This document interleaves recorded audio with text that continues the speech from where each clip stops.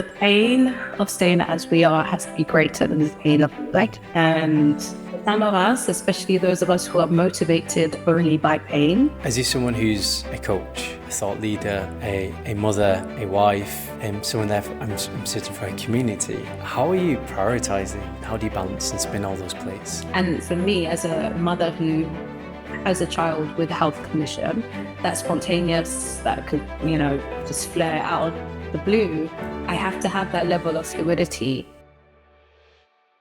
Let's do it. Bismillah. LaYinka Sanni, thank you for joining me today on the Life Algorithm podcast, where I hope to explore understanding what your life algorithm is. So before we do that, how has the start of the new year been for you? It's been great. Nice. It's been great. I always like the start of the new year, and I do the Islamic and Gregorian, so it's like I get more chants every year. I need to do that.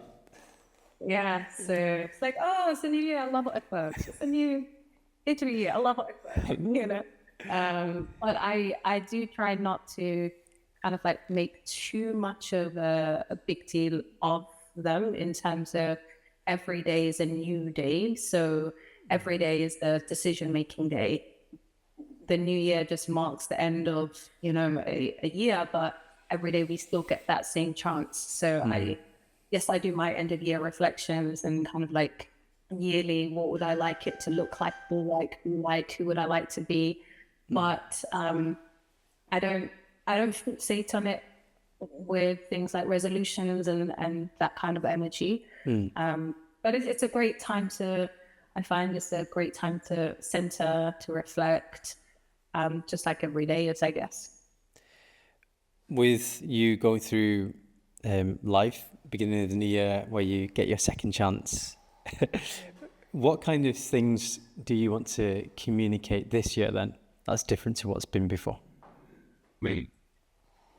I have this thing, a practice that I've been doing for more than 5-6 years, where I set an intention word every single point. So I decide on an intention and what I want that month to be about and to be like. And as I come into January 2025, my word for January is deepen. My word for December was courage. And deepen for me means deepening the practices, the habits, the mindset, the heart set, the soul set that I had established in December 2024. And also deepening my courage that I had started in the previous year. So it's really about, for me right now, the woman talk to you right now, it's kind of going deeper as opposed to going outward. How did you decide courage was the word that you wanted to choose? So I had some things that I knew, some decisions that I knew I needed to make. And I come from the place of not just what I want to do and what I need to do, but who do I need to be in order to facilitate that. And the woman that December required me to be was one who had the courage to lean in and face into uncomfortable decisions, uncomfortable conversations. Yes, I could just do the thing and just tick it off, but for me, the identity piece is really part of the growth and really part of the goal getting. It's actually the crux of the journey. The goal is just the cherry on the cake, but who we get to transform as and into in pursuit of our goals, that for me is that's the goal, that's the nugget, that's the gem. And so that's why my intention words helped me with that. So courage was, yeah. Whew. And Allah, it's weird because whenever I set an intention word, Allah always brings something to be like, oh, okay, you intended that. Okay.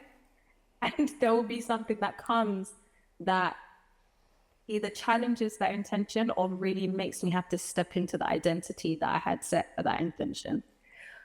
And I still do it, even though I know it's going to come I still say it's about the growth and about the intentionality as well for me.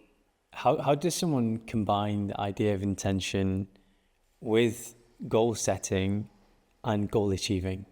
How do you bring those three things together? Because especially at the beginning of the year, everyone's like, new year, new me, gonna set my goals. And then the month passes and you're like, wait, it's not going to plan. By the end of it, you're like, what were those goals even? And then you're not just saying goals, you're saying layer it with intention and then focusing, like how does someone do that? I bring the word intention based on the hadith that actions are by intention. And often we want to do things without understanding our why behind it. And so the intention for me is the deeper why and purpose is the fuel that will get me moving. It's the thing that will stop me from getting in my head and stop my feelings getting in the way and just help me and propel me to still show up because I know why. So yeah, there's that hadith of actions are by intentions. But even though I said like intentions for a month, I actually set a daily intention. So in my planner, I will write what's my intention for today. And for me, it's that thing of that guidance of, am I taking action in a way that is aligned with this intention, or am I just doing busy stuff? Am I avoiding the real work, or am I leaning in and just showing up for it regardless? So I do set an intention. So what's my intention for today? My intention is this. And so it helps me to kind of clarify the day, clarify where I'm going to focus my time, where I'm going to focus my energy, what I'm going to pour into, what I'm going to actually put to the side, because it doesn't need my attention today because it's not in line with this particular intention. Sometimes my intentions are simply, again, around who I want to be. So I've written multiple times in my planner, what's my intention today? Get out of the way. Just get out of the way. Get out of the way. Get out of your head. Get into your heart. Whatever it might be. So sometimes it's like this action point that I'm telling myself. And the goal is nice. Whatever I get to do as a result of that intention is like, yeah, alhamdulillah, I'm grateful. But there's a greater sense of satisfaction that, I met the intention. I showed up with that intention today. You said something powerful, which is getting out of your own way. How does someone do that? Because I feel that for sure is something that's become more common as we spend more and more time in social media, trying to live up to maybe everyone else's ideals. How do you do that, and how do people get out of their own way? Make it bigger than us. The thing, whatever it is. I'm due to have a book published, come out in May, inshallah. And I remember when I had first written the book, I wrote the book in 2020 during lockdown, 8 weeks. And I left it on my hard drive for a while. And I remember revisiting it and I hated it, absolutely hated it. And I remember mentioning on a live, I was doing an IG live and I mentioned that it slipped out. And someone sent me a voice note afterwards, basically saying, there are ladies who need your book, get over yourself. She did not say that. I translated it like that because I needed to hear it like that. And that was really quite powerful because I had made it about me and if I liked it, but the book is bigger than me. It's about the impact, it's about information, it's about the lives it can change. And it's about the ways these women who, bi'idhnillah, get to read it and get to use it, or inshallah have a deeper, wholesome relationship with themselves and relationship with Allah. And that is bigger than me. And so me getting out of my way was getting over, because this book isn't about you and if you like it, but think about the woman, I'm going to cry, but think about the woman who made dua for this. And that was like, okay, it's not about me. I shifted myself out of the way and I got out of the way and I pushed and forged ahead and it's going to be enhanced. And I'm looking forward to that. But I would say when we see beyond ourselves, see beyond our nafs, our ego, how this serves us, whatever that thing is, how it benefits us, and like stack it. I always do. I tell clients just why stack. So why is that important to you? Why is that important to you? Why is that important to you? And typically, especially with my Muslim clients, typically when they get to the top level why, it's Allah. Right. It's typically related to Allah in some sort of way. And so if we have that cognizance and awareness that this is why, this is the ultimate thing that I'm gunning for, I'm shooting for. Our nuts and our ego, we can set that aside, literally get that out of the way, and that whatever that step forward is. That sounds like something that you have to really learn, as you said, kind of compound. How long does it take different amounts of time depending on the person? And if so, how can someone develop that skill quickly? It's definitely a muscle to work. And with every muscle that has been dormant, it takes time to build. And that's why I always say grace and compassion for yourself on the journey is really important, because it's very easy to say, oh, I've fallen off, or to really get into this place of self-loathing, and it doesn't help. So I would say start small, and just being aware where we might find ourselves stuck, where we might find ourselves telling ourselves certain stories, where we might find ourselves sabotaging or whatever it might be. Just starting to notice those instances, that's the first step. Because without awareness, we're not been able to change anything. So I always say, start with that, become aware, increase that awareness, and then lean in with curiosity. Okay, what's going on here? And that's how you can build that up, the practice. So you're someone who's built their practice, their platform, utilizing social media. It's changed quite a bit over the last few years. I'm assuming for what you do, what you share, you've had some incredible wins, millions of views on the podcast, on this Tea Talk, some amazing clients, I'm sure, as part of your journey of building your business. How has it shaped what you've done, and what are the biggest changes that you've seen in the last few years as well? The challenge I have personally with having a personal brand is how much my work is tied to me and where I'm at. So if I'm into a certain thing, I want to help women with that certain thing too. So if I'm in this healing space, let's do some healing. If I'm in this, let's go get our goals space, then that's what I want to help women do. And that for me has definitely been a challenge to navigate, because so much of what I do is tied to me. And I'm wary of that going forward. How much of what I do is about me and where I'm at, and seeking to actually make it, again, bigger than me, more expansive than me, more impactful than where I am currently. I get why it makes sense, because, as a coach, change facilitator, I'm just a couple of steps ahead from the client, right? So if I'm a couple of steps ahead here doing this thing, then it makes sense why I want to support women to do that thing too. But it's been a beautiful journey. I've worked with so many different women over the years, all over the world. That for me is humbling, truly, that I say I've been written in the other of these women.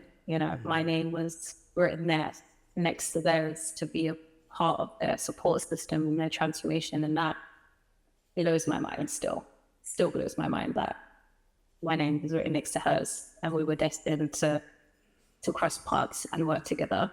But now I can see the ways I want to decenter myself in the work that I get to do, and really make it more about the impact than what I can do and the help that I can give, and the support that I can give. You've obviously helped plenty of women, been part of their journey. What's maybe one that you can share that was really hard and that you still think about today? a woman's story that was really hard.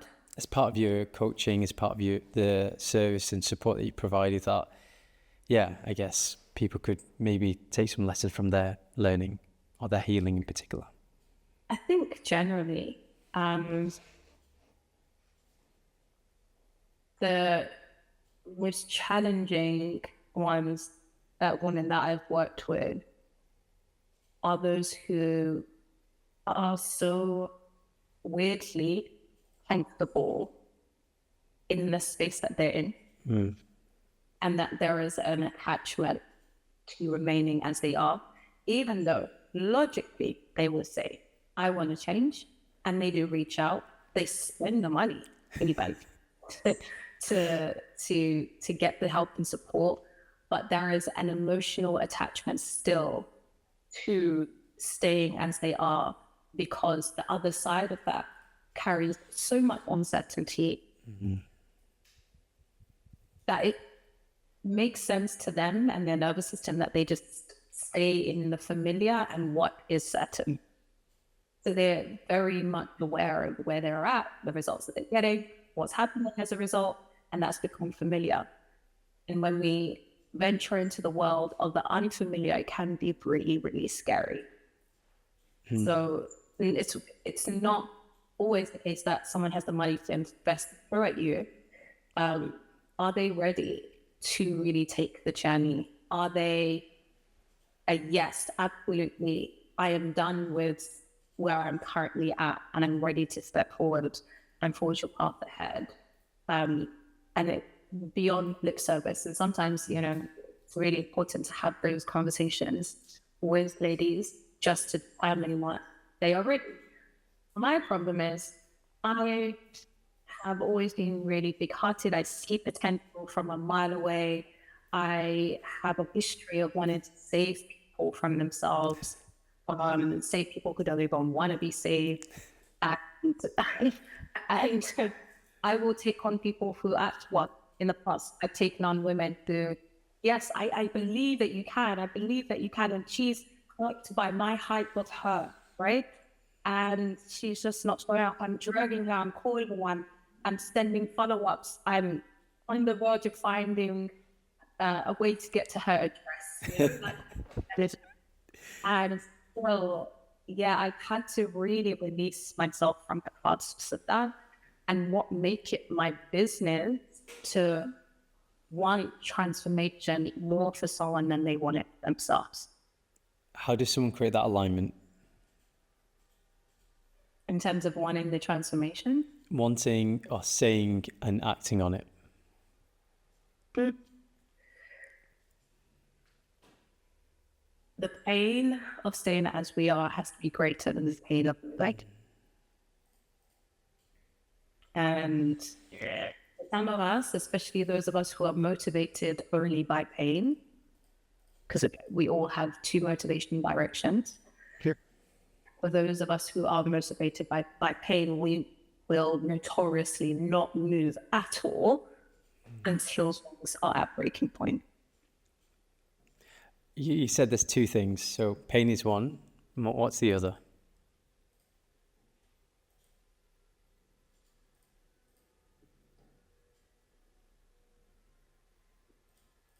Desire. Desire. We have pain, but it's the desire of what we want. Interesting. With someone who spends a lot of time, obviously, coaching people, guiding people, almost obsessing about people and their results, how do you make sure that the person that everyone else is getting is the person that's given at home as well?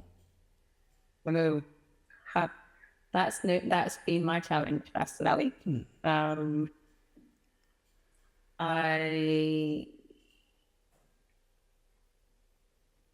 not shy to admit the need for therapy personally and the need for coaches personally.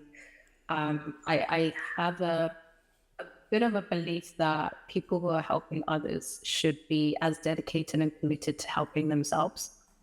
And so, yeah, where I've had to like step into uncomfortable life spaces. I've won that work, and I'm not shy about saying that I needed help too. But it can, like my wanting to help so many people has left me blindsided in terms of the sacrifices to my family and how much I pour of myself to my work. And there haven't been times that there isn't much left for myself, let alone for my family. And that's definitely been a challenge over the years. This woman who once upon a time, I don't ascribe to this desire, but once upon a time, I wanted to be the Islamic version of Tony Robbins. And yeah, that took a massive toll on myself. And also, yeah, my family. And alhamdulillah, with age, wisdom, Allah showed certain things and holding a mirror to you, literally, that there's a point that you have to kind of make different decisions. And yeah, alhamdulillah, I've separated, maybe still in the process, if I can be honest, but separating my identity, who I am with what I do, so that if I'm not doing what I do, I can still be me, and I don't feel like there's a sense of loss or that there's less of me because I'm not coaching or I'm not working or I'm not on a call or whatever it might be. It's a journey though. Yeah, for sure. I think a lot of individuals who are in the same space as you, I know I get that a lot. I'm trying to create that connection between, okay, what I give outside and making sure I can stand up to the person that I want to be at home. How do we, as if someone who's a coach, a thought leader, a mother, a wife, and someone there, I'm sitting for a community, how are you prioritizing? How do you prioritize and how do you balance and spin all those plates? I don't believe in balance. Was your husband cool with that as well? I don't believe in balance, mainly because balance means equality, and that's not fair for anyone. So when I'm on a call, like I'm doing this right now, my youngest daughter is doing something upstairs right now. I can't give equal attention to this conversation and equal attention to her at the same time. So I prefer to use the word harmony. Because at any given time, different chapters of our lives, there are different pieces of the pie that's required for different things, right? It will never be equal, but my commitment to myself is that the work that I do doesn't leave me in a place where I'm worse off for my family. No. So time and attention, I know that it will never be equal, but if I'm giving the best to my clients and committing to ihsan in that way, that has to be the energy with my family. It's not perfect. There are days that I will fall short, and I recognize that, and I'm quick to be able to like make that right where and when I do fall short.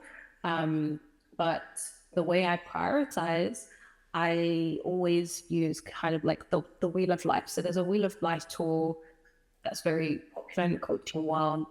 And that allows me to look at all areas of my life. So yes, there's career and money, but there's also my relationships, my family, my children, my health, my spiritual well-being, my adventure and sense of fun and joy. So using that tool actually helps me to look at have a view of the whole picture of who I am and where I'm at, as opposed to, okay, this is business and this is life, but I'm also part of the equation, and what I do then is every quarter I do the Wheel of Life. I score myself in terms of not how satisfied I am, because feelings aren't fact. Right. I might feel like I'm not satisfied, but I might actually be thriving in a particular area. So I always look at how aligned are my actions with what I say I want this area of my life to look like. Wow. And then from that place, I'm like, okay, looking at the pie, cool. There are areas of that are quite high in number. What can I do to maintain that or elevate that? And there are areas that are low. What do I need to do to improve that? And underneath all of that, it's who do I need to be in this chapter? Or who do I need to be? Who do I need to fill up? Based on what the numbers are showing me, where are the discrepancies and who do I need to be going forward in order to elevate that and in order to improve that? That helps me then. I can look at that. That's my tool to then decide, okay, what's my intention for the month? What are my goals for the quarter? What am I going to give energy, time to, attention to? What do I need to do less of? Moving more of? And then I prioritize every single day. I have a 3-tier prioritization system. And that includes stuff for myself, stuff for my family, stuff for work. Amazing. How does... By the way. I really like this. I mean, it might be very common in the coaching world, this wheel of life, but I'm certain that a lot of people take so much benefit from just understanding, wait, these are the things that you need to think about. This is how you can think about them. This is how you can practically apply. Considering someone who's worked with a lot of high performance women, a lot of women overall, I'm assuming there's a fair portion of the women whose problems or challenges have rooted from men. Maybe. What can men learn about women through what you've experienced? I think men should first learn about themselves before seeking to learn about women. Because even by just saying learning about women, it takes the attention of themselves away from them. So really learning about themselves, learning about their strengths, their weaknesses, their vulnerabilities, where they are situated, their dreams and their goals. I think men typically are quite tuned into that part of things anyway, from my experience. And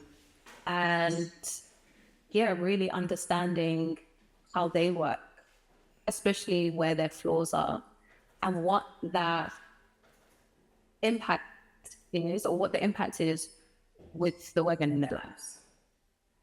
You said the idea of, men being very tuned into goal setting, ambition, motivation.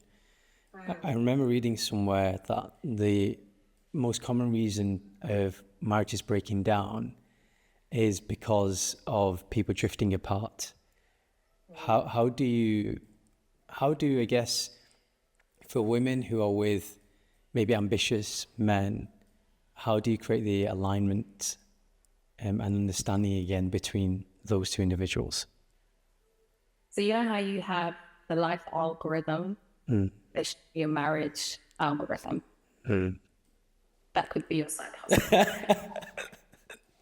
One thing at a time. We should have... the marriage algorithm in terms of, I think it's really important for couples to have literally reviews. And it seems really businessy and entrepreneurial and weird, but marriage is an institution that, it's an institution that you're building together. It's a relationship that you're building together, right? And by having these check-ins, however frequent they might be, by having these check-ins, you can come to an understanding of where the relationship is, the unit, but where the individuals are, because the individuals make the unit. And that helps them to really iron out any problems, iron out things before they become actual problems, and just reconnect and recognize and remember that what is a union for a reason. And you chose this person to be your life partner. They chose you to be their life partner, and you chose each other to build something together, whatever that is. And we can really become blindsided by that and go through the hum and drum of the day-to-day responsibilities and what needs to be done, who needs to do what, etc. And then if there are kids in the picture, that's thrown into the mix. And the drifting apart comes as a result of that lack of connection of like, this is our institution that we're building together. And how are we building it if we're not even talking about it? So I know some couples, they do like goal setting. I remember watching a video of a couple doing like end of year goal setting and strategizing for their marriage. Again, it seems really strange, but I think it's really healthy that at least they're thinking about what they want to create for each other, what's in the way of that, and what's going to support that. It sounds like the concept of harmony, like you were talking about when it comes to your goals and harmonizing. For those maybe who aren't as business orientated or might see it as too businessy, how frequently as a minimum should that be done then? Once every 3 months, once every 6 months, heck, once a year. You know, if we're really stretching it and it's really uncomfortable, once a year. But the frequency of every quarter is cool. I think it really allows things to happen in that time, and it's enough time for things to happen, and for the couple to reconvene and to discuss and to reflect, celebrate. And I think that part is really important, because I don't know if we celebrate enough in our relationships. Like, what were you really grateful for? What am I really proud of you for in the last whatever time since the last time? What am I really grateful for about you? And just really bringing out specific examples. You know, when I felt really great. That I really appreciated that. And these are ways to connect, I think. And they're not businessy. These are like, it's the hard stuff. That's the hard stuff. So let's say you have a couple and one of the particular individuals isn't as open, isn't as comfortable sharing or being vulnerable, but they're very comfortable doing that, maybe with everyone else on the outside, maybe their friends.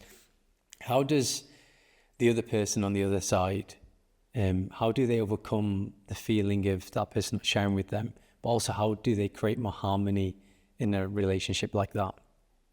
I think number one, compassion and understanding where that person's at. And then the question of, how can I meet them where they're at right now? Mm-hmm. Sometimes we get into a place of where they're at isn't good enough, and we want to change them and move them from where they're at, and that work away from them and against them, instead of, okay, where they're at right now, but where their comfort levels are right now. What can we do? What's possible for us? How can we work with that? If it grows, alhamdulillah. And if it doesn't, then we've still got something to work with, you know? Mm-hmm. And how does someone then deal with being in a relationship where they might feel the other person's at a different stage or a different point? How does someone just realign again? Oh, that can be hard. I think it can be hard because, of course, we have this image that our spouse is going to be on the journey right next to us, and we're going to be hand in hand, linking arms towards our goals, right? And often that's not reality. I think the challenge comes when we inflate our ego and arrogance and pride in the way. So the spouse who might be the goal getter, who might be really driven in that way, might in some way think that the way their spouse is a problem, and that they're better than them in some sort of way, or they're falling short in some sort of way. And that's really, really, really dangerous. Especially, and I'll say, especially if the goal-getting person is the woman. Mm. And the man is like, he's doing what he needs to do. He's showing up as he should as a husband, but he's just into the goal. He's not into it. It's not vibing with that. And it's dangerous for us as women to get into a place of thinking that they should.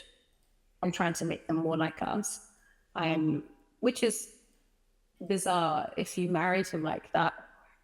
So you knew what you were getting yourself into. But just, I think this thing of acceptance is really important. And I will also say that sometimes our great fears about ourselves or the things that we don't like about ourselves or the things that we might project onto our partner, onto our spouse, in terms of fears that we might have of failure, now we're projecting that energy onto our spouse and deciding that they have to show up and fail. Whereas the problem actually it lies with us. It's not with them being really cool and comfortable and doing what they need to do and how they're doing it. It's actually it's really that there's really an importance of self-recognition and recognizing what we're really saying and what we're really doing. Why is it more dangerous for women to do that? Because it impacts the dynamic of the relationship. It's where women will then, a woman like that can seem very masculine and overbearing, and then emasculate her husband, and then he might feel like he's less than, like he's not good enough, like he's failing, even though he maybe show up as a man, doing what he needs to do, providing what he needs to provide for, taking care of what he needs to provide for. And that should be the dynamic. And then it ruins the polarity in the marriage that then they drift. Interesting. How does someone stop projecting then as well?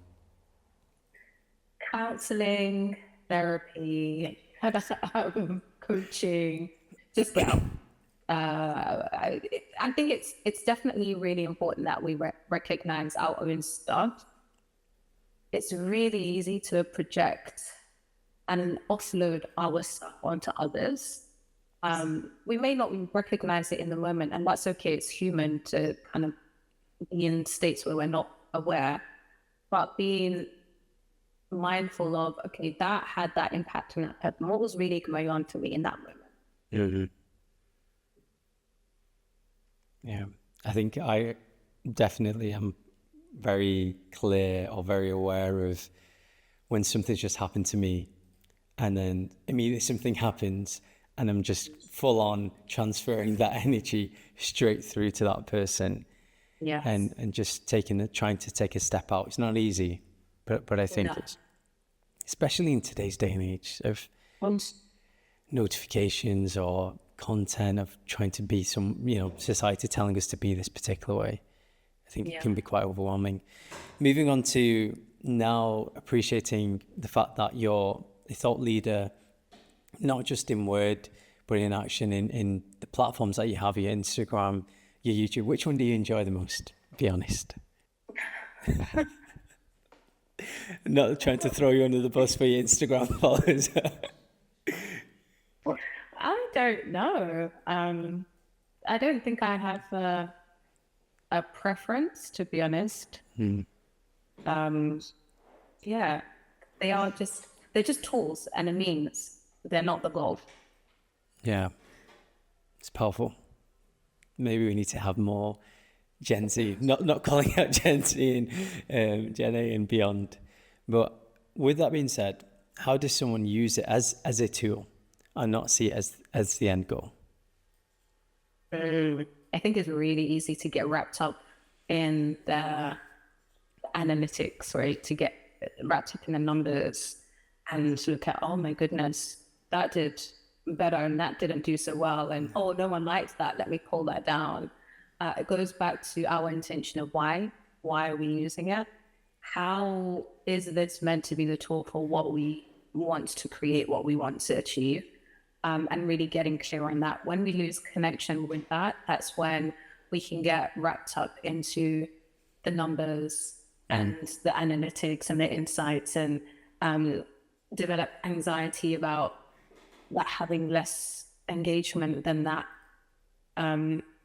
I always think, subhanAllah, if 500, 30, 40, whatever number, people like to post. Just imagine just trying to visualize that number of people in front of me tapping. That's cool. That's epic. It's the number is irrelevant, to be honest. For me, it means, oh, that resonated and it had some sort of an impact on one person. Alhamdulillah, that's cool. If they take it and they use it in their life, that's the gem. That right there is the gold. If it's one person, they take it around, they use it, alhamdulillah, that is it. So powerful. Yeah. Because it's so true. If you were in a room of people where you had the whole room standing up clapping for you, we'd know we'd be more than content. But we live in such a binary world where the numbers and what we see on social really determines how we feel. And that's, it's maybe a sad reflection of where we are. And talking about where we are, how did you decide to know this is where you want to be? I did Interesting. Allah brought me here, and I think it's Him who keeps me here. There'd be many instances where I thought, you know what, I think it would be easier to just go and get a job in a supermarket and talk to people that way. How's your day, love? I've had those thoughts before. But subhanAllah, Allah chooses to continue to use me in this way.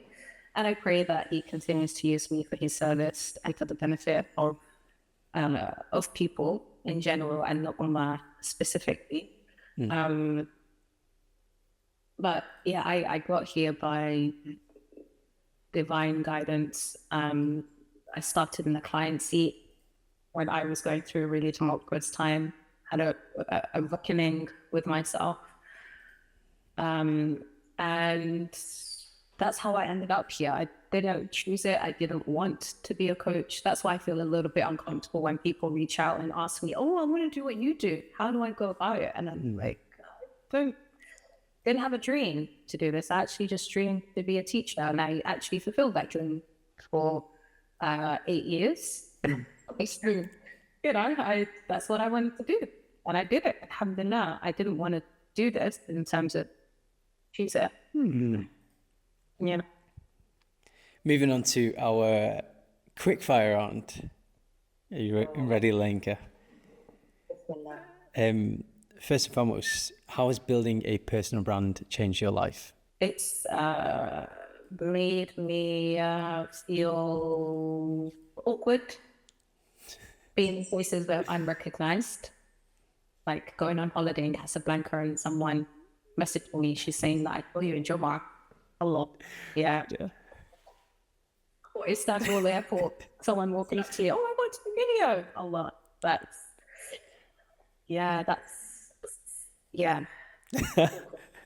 There you go, people. It's not always, the grass isn't always greener. Although my sister also said, oh, I listened to her, which is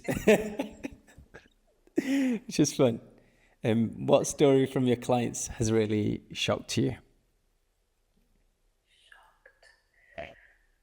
I want to say shock in a good way. I always get really touched when a client's husband is rooting for her growth. He'll invest in it for her, or he'll tell her to tell LaYinka I said salam, because he's part of the journey with her. I love that whenever that happens, I'm like, oh, yeah, alhamdulillah.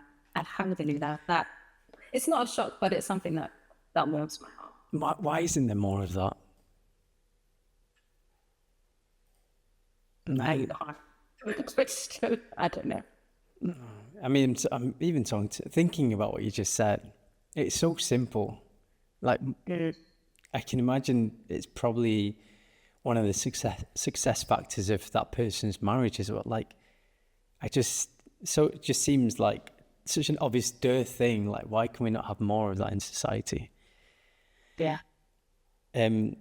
How has the honesty talk developed over the last few years, and what do you want it to be going forward? Honesty talk has always been just a place where three friends come and talk, and unscripted, unedited, just raw conversation, unplanned as well.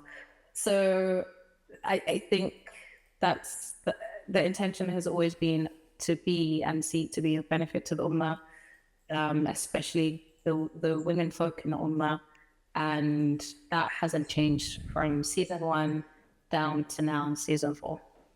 How do women deal with the rising, I feel, conversation men having about polygamy in the West, through social media, through just life?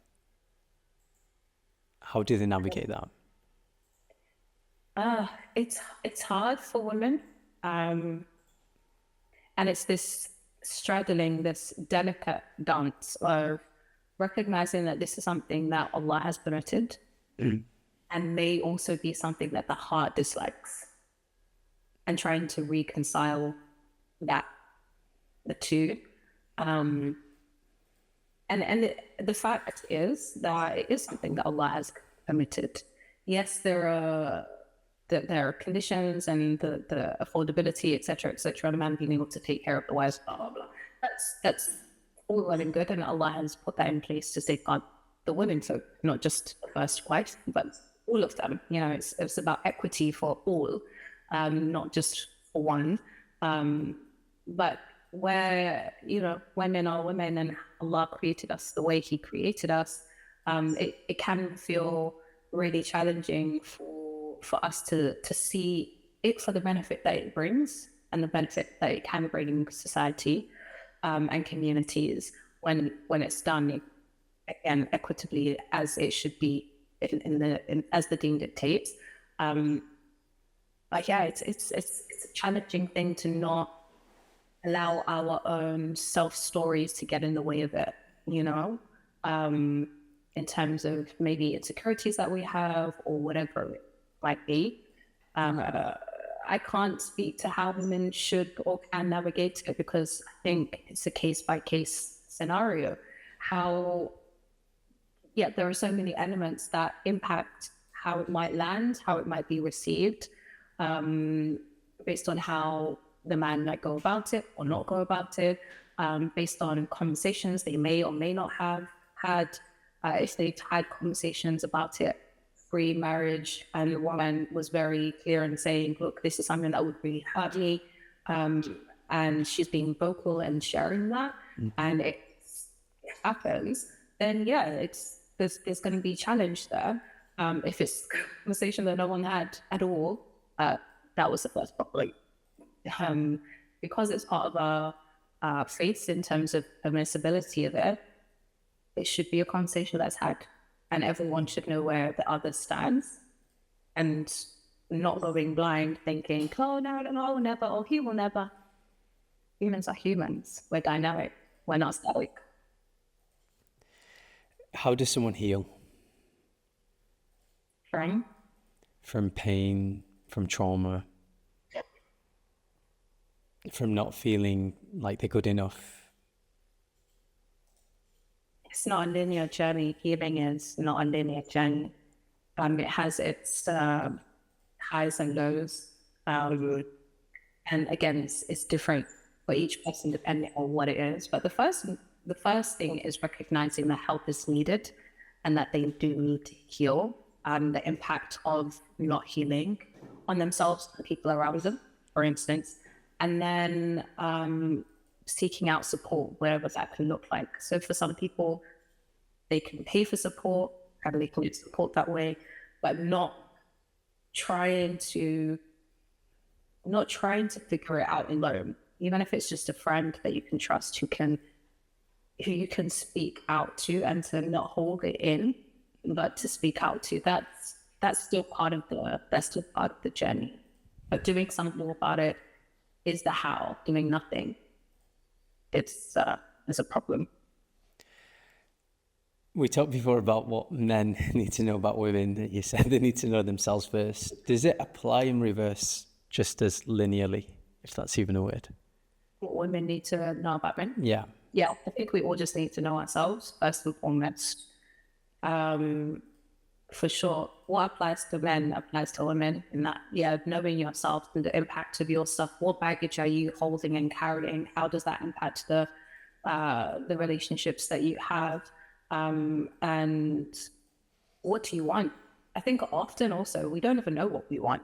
I mean, what do I want? What do I want from this relationship with this person? And what's in the way of that? And what do I need to do in order to change?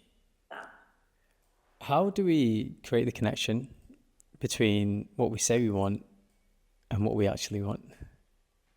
Yeah, that's an interesting question. Sometimes I think what we want isn't even what we need. But I will always believe that despite what we want, Allah will give us what we need. And sometimes what we need is a test, a shake up, shoulder shaking, slap in the face, not physically, but a wake up call to say, hey, you need to fix up, and you need to, you're slacking. There's something here that's really harming the people around you. And we don't want that, but it's definitely what we need. How does someone become more productive?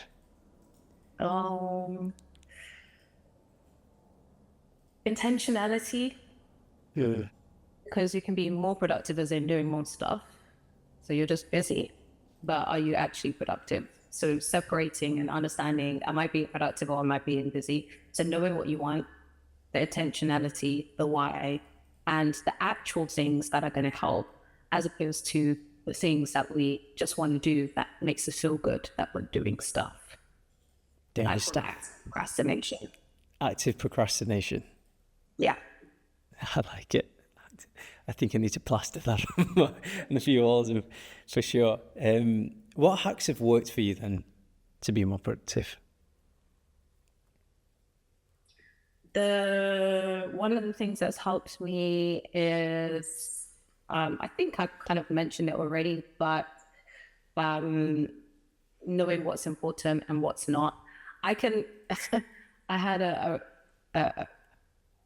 an interesting comment from my youngest a couple of days ago. I was doing something, and I needed to do something else. And she said to me, "Mommy, is that really important right now?" That's like, look at her, Sage, 9 years old. Oh, wide old Sage at 9 years old. And I actually stopped and I thought, I don't know if you've been listening to stuff I've been saying or watching stuff. Really, really good. You know what? It doesn't, I don't need to be doing this right now. And it's that reckoning of, do I need to be doing this right now? We convince ourselves that everything is urgent. It's not. It's not urgent, and it doesn't need to be done all at the same time or right now. That thing could likely be done another day, but what is needed for today. And that's the thing that I seek to remind myself as much as possible, what needs to be done today, what's important today, what's really important today. And for me, as a mother who has a child with a health condition that's spontaneous, that could, just flare out of the blue, I have to have that level of fluidity and allow fluidity that, okay, I might have a game plan for the day, I might have set my intentions for the day, but she gets sick, so what's important right now? What needs my focus right now? And what do I need to shift and change and move around in order to facilitate that? I think it was Brian Tracy who said, one quick way to prioritize is think, if you're going to be away for a month, what order would you do the actions that are in front of you? And do you have anything like that you, on top of the fluidity, on top of your charts, on top of your responsibility, where you think, you know what, I'm going to just go back to basics, checklisting, that you find be really effective? I put things into tiers, so that helps me. That helps me manage things, and I've always found it funny that sometimes I've said, "Oh, I've got so much to do. I've got so much to do," so much on my plate, so much to do today. And then I'll get a paper out, and I'll put things into tiers, tier 1, tier 2, tier 3. Tier 3 things are nice to have, actually don't need to be done. And I typically only have about 3 or 4 things in each year. And I laugh at myself because, like, there we go again, making everything urgent, making everything important. But what is actually important? What is a non-negotiable? So I have my things that are non-negotiables. Rain or shine, they are part of the day, which is one of them, Quran. And so, like that, I'll write it just for vibes, really, to be honest, not because I need to tick it off, but I write it just to put it there as, remember, this is your non-negotiable, even though I know on a daily basis it's non-negotiable. But then everything else gets boxed. Okay, what needs to be done? But then I also apply grace, because sometimes, hey, the thing that I said is important, I realized by the end of the day that it wasn't actually important for today. And I didn't get it done. And no one died. Nothing was dead. Nothing detrimental happened as a result. So that was just misplaced on the tiering system. That active recognition is powerful. Just regularly checking in with yourself. A specific question that came from community. How do women who deal with fertility issues or going through fertility issues, how do they deal with that? Because it can feel like a lonely journey. That is absolutely out of my realm of expertise. So I don't think I'm even the best person to speak on that. The only thing that I can speak to is the belief and the certainty that I have that Allah knows what He's doing. And He knows the ways best to take care of us, even if that way of taking care of us doesn't feel like care and it doesn't feel like love. But everything that He's written for us as being part of our qadar and our destiny is for us. I will say, like, it is for us. It's for the best of us. It's to bring out the best in us. And it is, in that instance, it can feel lonely, and to find people, other women like that. So don't do it alone, in terms of feeling like you're the only one, feeling that this is just you. When you connect with other women going through a similar trial and challenge, then you recognize, wow, I'm not the only one. And you feel less like a victim in that experience, because it's a shared experience with others as well. Even though every single person's journey and experience will be absolutely unique to them, there are commonalities that exist despite those differences. Just following on from that, the outside noise that can come from family members, especially you see in South Asian communities where the married couple live with the in-laws. The in-laws have expectations, not like the married couple don't, but you know what it's like. How do they deal with that? How do they manage to navigate that? You know, I had a client who, ironically, she came to work with me because she wanted to join my book club, but she didn't. She got more than a book club, basically. Let's just put it that way. And she had fertility issues, been trying for years to have a child, had the chatter from in-laws about why they hadn't had a child yet, had miscarriages in the journey. And subhanAllah, her story is really quite profound. I remember the day that she told me that she'd given birth, I was literally bawling as I was sending her a voice note, because there was so much internal work that was in the way of her being able to conceive. And in that, like, working together, and there was so much that she released that was literally in her womb that was a block from her being able to conceive, subhanAllah. And now she's got a beautiful baby boy, Allahumma barik. And there have been stories, multiple stories of women, excuse me, in similar situations where it was not due to lack of being able to actually like the quality of the egg or their spouse's sperm, but it was something else, subhanAllah, something on a more emotional level. But the people on the outside would never know that.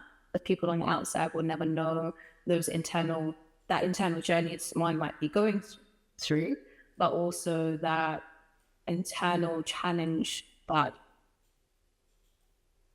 that they're experiencing, because sadly in many cultures and families, a woman's worth is only down to she can bear children. And I like to remind women who are struggling to conceive, not being able to conceive, can't conceive, that your value in the eyes of Allah has not diminished just because you're not a mother, just because you haven't given birth to a child. You could mother other children if that was a desire, but your value is not to be a mother. Like, your worth is not to be a mother. And as much as we want to kind of like, yes, that's our job as women, some women just don't have that afforded to them, that they give birth. But then would we say that they are worth being wiped off the face of the earth because they didn't have a child? We wouldn't say that. And for the noise outside, you can't do anything about that. So I always think, what is within my control? So the question then to ladies in that situation is, what's within your control? What do you have control over? And direct your energy to that. Because those people, you have zero control over them. What they say, you have zero control over that. Wrapping up, LaYinka Sanni, what's your life algorithm? It's first and foremost centered, grounded in Allah, the trusting of Him, surrendering to His will, taking action with desire to please Him, and keeping my tongue wet with istighfar, knowing that I will fall short. I think it's clear, alhamdulillah, what you base everything on. Thank you so much for your time. I honestly can't thank you enough, because I know there's people in my life that needed to hear what you said. So, and for that in itself, I'm super grateful. Jazakallah khair. Thank you again. I appreciate the opportunity to share.